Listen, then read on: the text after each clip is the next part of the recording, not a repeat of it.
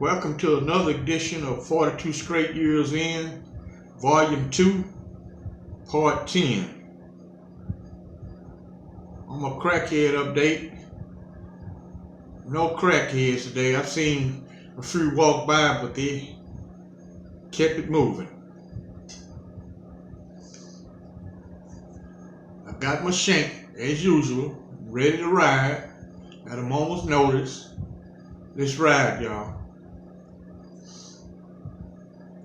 In this segment, I'm going to be dealing with Texas administrative segregation, and I'm going to give a commentary at the end. Behind the razor-wire top fences of the Ferguson prison and other Texas penitentiaries are 5,205 inmates, branded the baddest of the bad, dubbed so devious they are locked in one-man cells for 23 hours a day, often for decades. Spread among 22 prisons in Texas, Texas has more inmates in so-called administrative segregation than most other states in the nation. They have been deemed by TDCJ to be confirmed members of gangs, too organized, predatory, and violent to mix with the 133,000 prisoners in general population.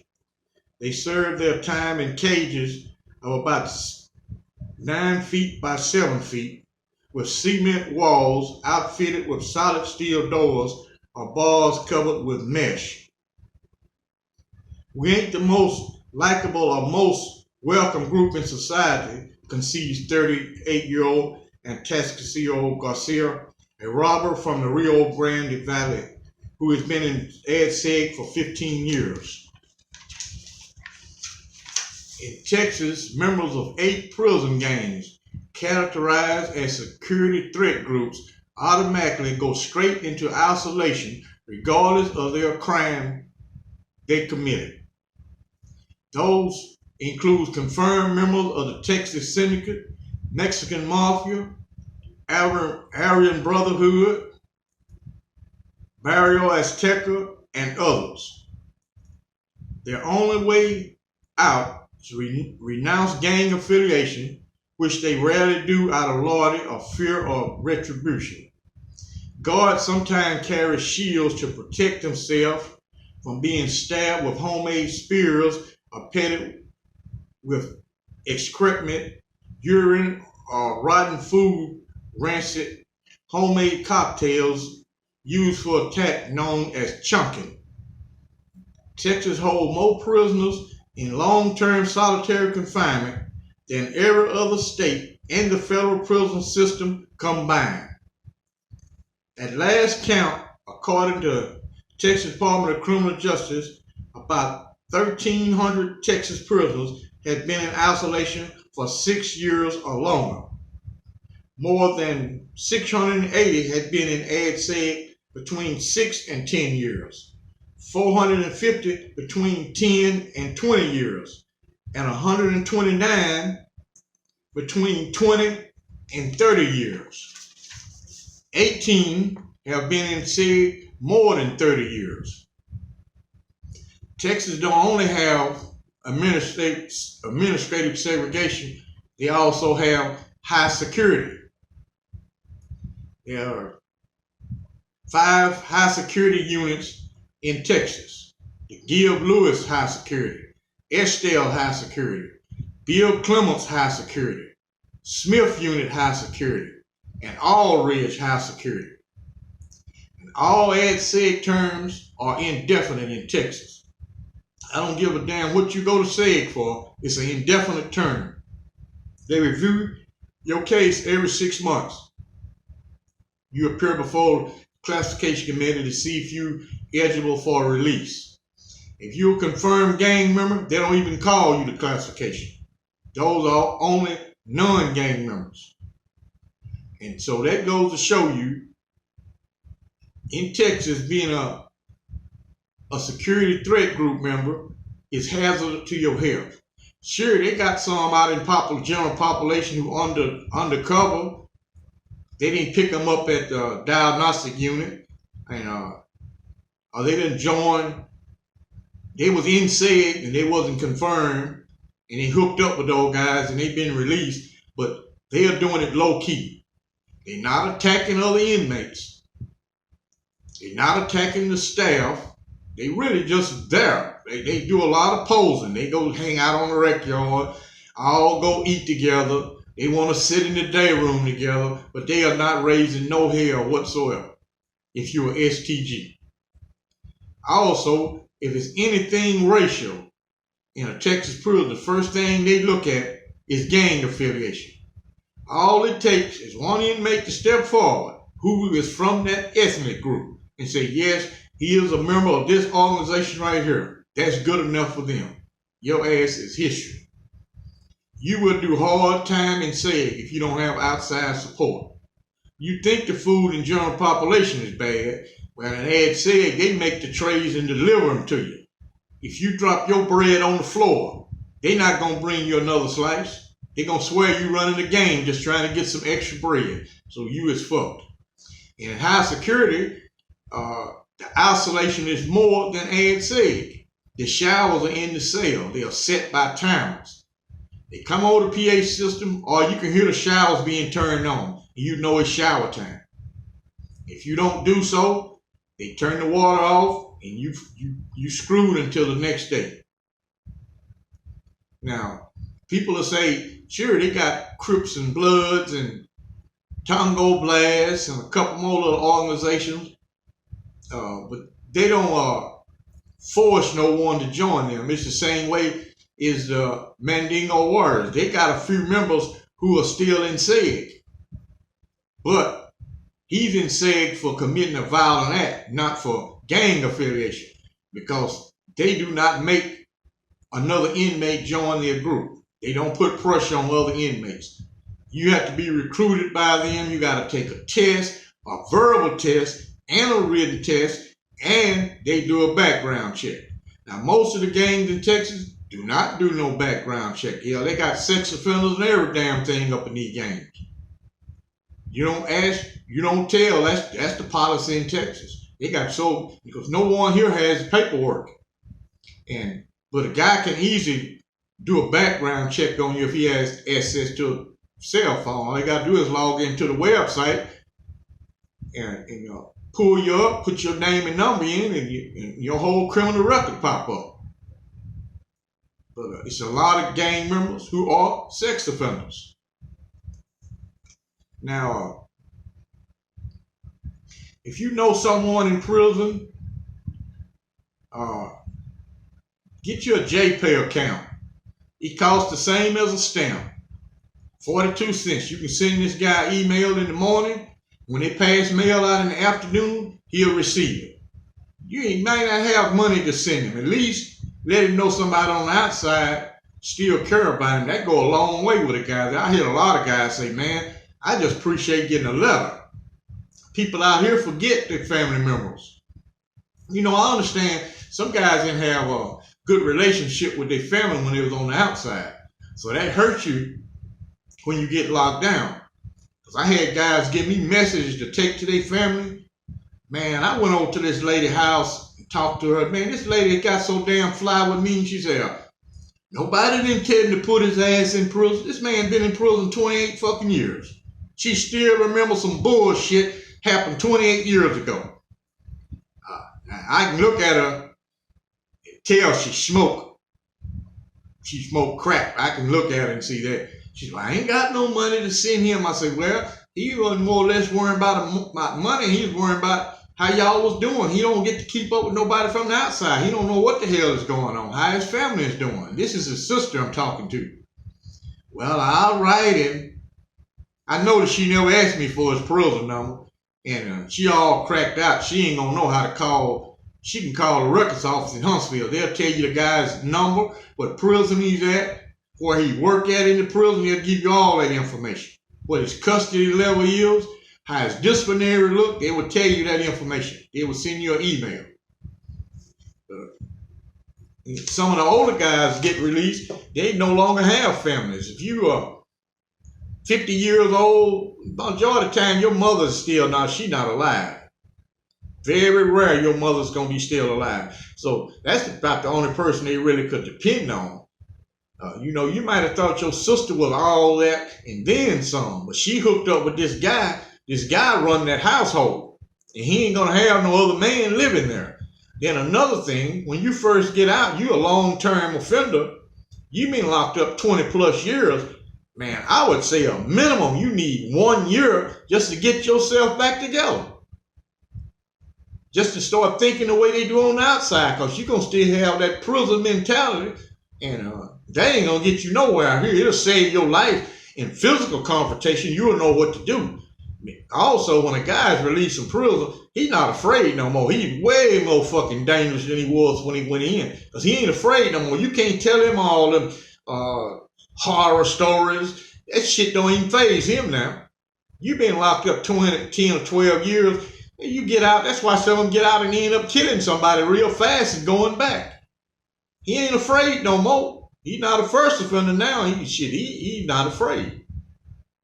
And who's going to allow you to live at their house for 1 whole fucking year and support you, clothe and feed you, provide a little money here and there? It's not that many people going to do it. Some guys try to hook up with these women on Section 8. She's getting the government housing. But still, she looking at, hey, I got three kids here. Here's a man living here. All he doing is playing on Xbox. He looking for no job. That ain't gonna work too long unless the sex gonna get old. She start looking at her cable bill and it's getting turned off, and you ain't producing no money. She gonna start telling you to kick rocks.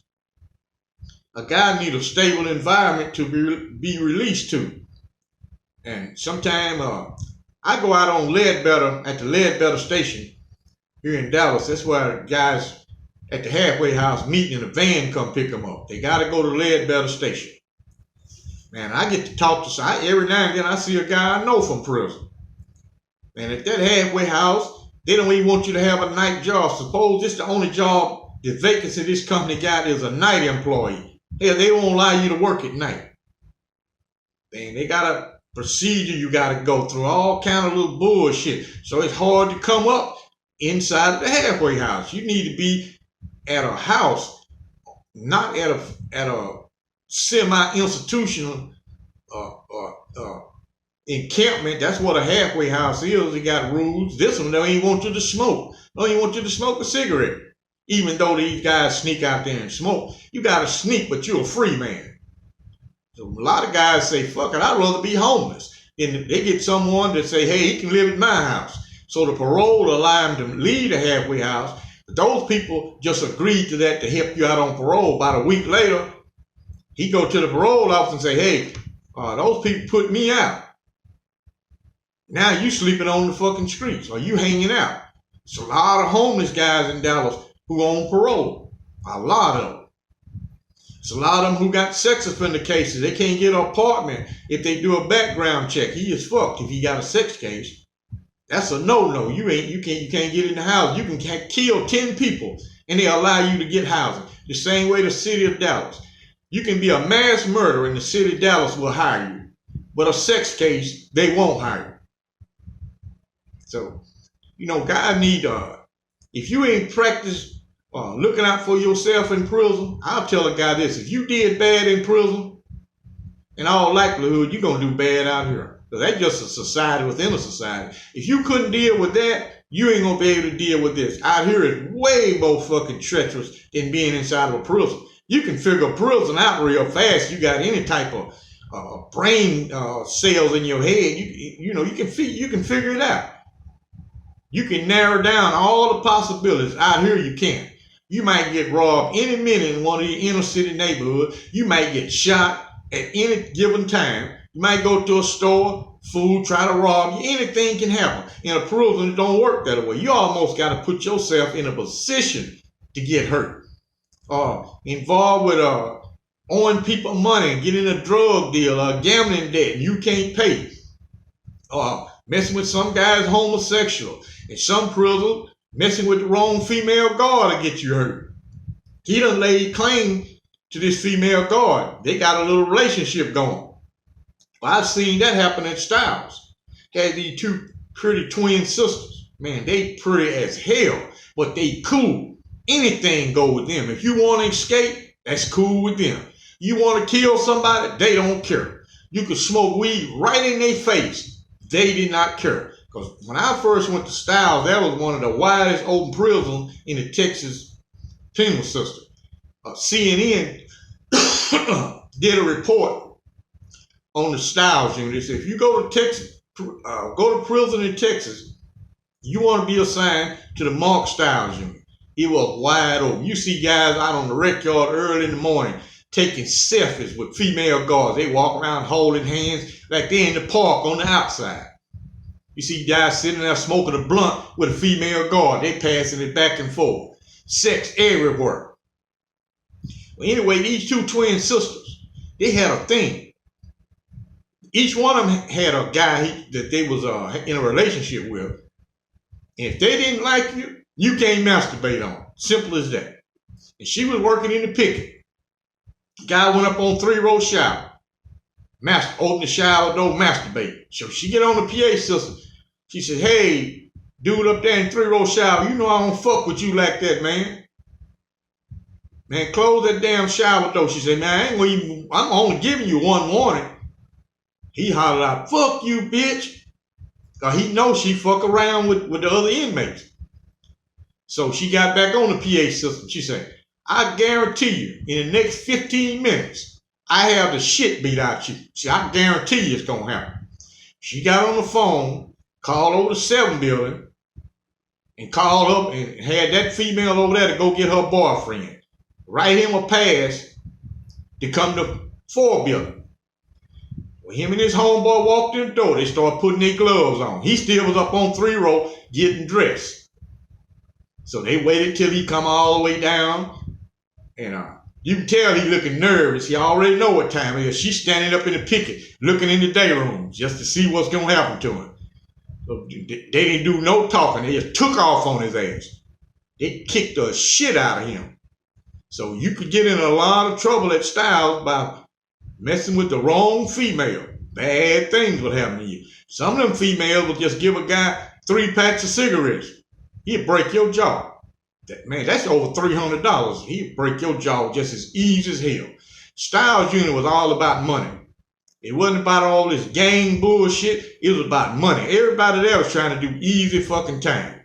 People just smoking cigarettes, smoking weed just like they're on the outside. You could hang out. You can go visit over in other cell blocks. They wasn't sweating shit. But now they have closed that prison down. They got cameras every damn where. And they got cell phone blocking equipment. Everybody at Styles had a damn cell phone. That was nothing. Anyway, like I said before, if you know somebody in prison, and if you don't know his number, just go on just pull up a prison unit in Texas and look on the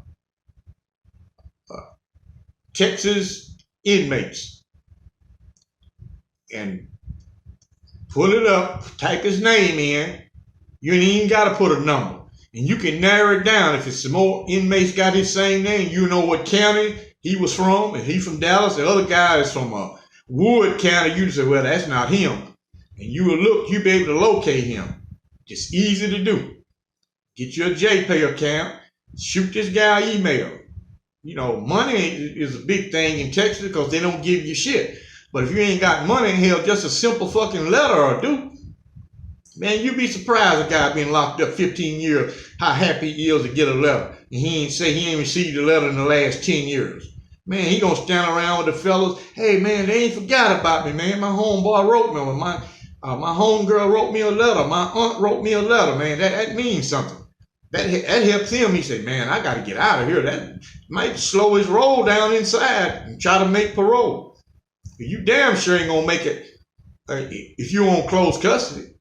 Ain't nothing happening. I mean, you done lost so much fucking good time, you is out of there. You basically gonna have to be, it's a few medium custody to make parole, but you basically gotta be a G2 to make parole in Texas. Enough ranting and raving. And also,